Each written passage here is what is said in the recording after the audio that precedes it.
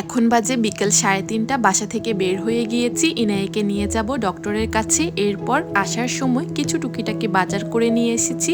এই নিয়েই থাকছে আজকের ব্লগটি। আসসালামু আলাইকুম, কেমন আছেন সবাই? আপনাদেরকে আরেকটি নতুন ব্লগে স্বাগত জানাই। বাসা পাল্টানোর পর এত ব্যস্ত হয়ে পড়েছি, এরপর থেকে আপনাদের সাথে কোনো ধরনের ব্লগ ভিডিও শেয়ার করা হয়নি, তাই আজকে ভাবলাম একটু শেয়ার করি ছোটখাটো একটি ব্লগ ভিডিও।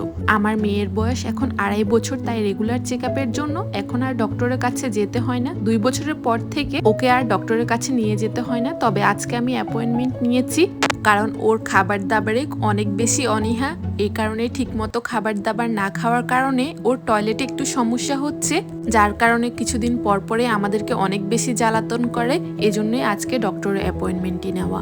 আর কালকে এসেছে অ্যামাজন থেকে একটি ডেলিভারি ক্যাবিনেট অর্ডার করেছিলাম, কারণ আপনারা তো দেখেছেন আমার বাসায় স্টোর রুমটি একটু ছোট, তাই স্টোরেজের জন্য ক্যাবিনেটটি অর্ডার করা হয়েছে। যেহেতু বাহিরেই বের হচ্ছি, তাই আমার হাজবেন্ড বলল তাহলে বক্সগুলো গার্বেজ করে দিই। আর আজকে দেখুন বাহিরের ওয়েদারটা কত বেশি ঠান্ডা, একেবারেই মেঘাচ্ছন্ন। কতদিন যে হয়েছে রোদ দেখা হয়নি। ঠান্ডা ঠান্ডা ওয়েদার, মানে একেবারেই কেমন বিদঘুটে একটা অবস্থা। আমার কাছে এই শীতের সময়টা একটুও ভালো লাগে না। 3টা বাজতেই অন্ধকার হয়ে আসে। যাই হোক, কথা বলতে বলতে আমরা হসপিটালের সামনেই চলে এসেছি। আর এদিকে দেখুন বাবা মেয়ের মান অভিমানের পালা চলছে। কেন জানি না আমার মেয়েটা ওর বাবার সাথে খুব বেশি রাগ করেছে। যখনই ও হাত ধরতে আসে দেখুন কিভাবে সরে আসে। সে তার বাবার সাথে যাবে না, আমার সাথে চলবে। আর বাসা থেকে বের হওয়ার আগে ওকে 2বার চুল আঁচড়ে দিয়েছি। আর দেখুন এরই মাঝে চুলের কি অবস্থা করে নিয়েছে। কেউ দেখে বুঝতে পারবে ওর চুলটা যে আঁচড়ে নিয়েছি। যাই হোক, হসপিটালে এসে বেশিক্ষণ অপেক্ষা করতে হয়নি, কারণ আমি আগে থেকে চেক ইন করে রেখেছি। আর প্রথমে আসার পর ওনারা ওর ওয়েট চেক করবে আর হাইটটা চেক করবে, কিন্তু কোনোভাবেই সে দিবে না। আর আমার মেয়ে যতবারই ডক্টরের কাছে এসেছে ওর মানে একটা আতঙ্কর নাম হচ্ছে ডক্টরের কাছে আসা।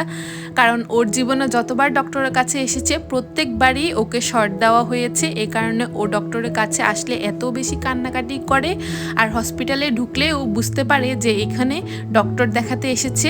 যাই হোক, সবশেষে ডক্টরের সাথে কথাবার্তা শেষ করে ওকে স্টিকার দিয়েছে। এখন সে শান্ত আছে, ভালো আছে। তারপর ওই হসপিটালের পাশেই ছিল উইঙ্কো।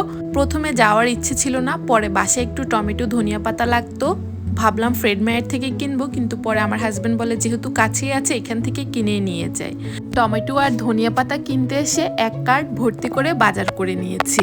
বাসায় আসার পর আমার হাজবেন্ড আমাকে জিজ্ঞেস করে, তুমি তো বলেছো এখন না হলেও চলবে বা পরবর্তীতে কিনে আনলেও হবে, তাহলে এত কিছু কি এনেছো? এই ছিল আমার আজকের বাজার।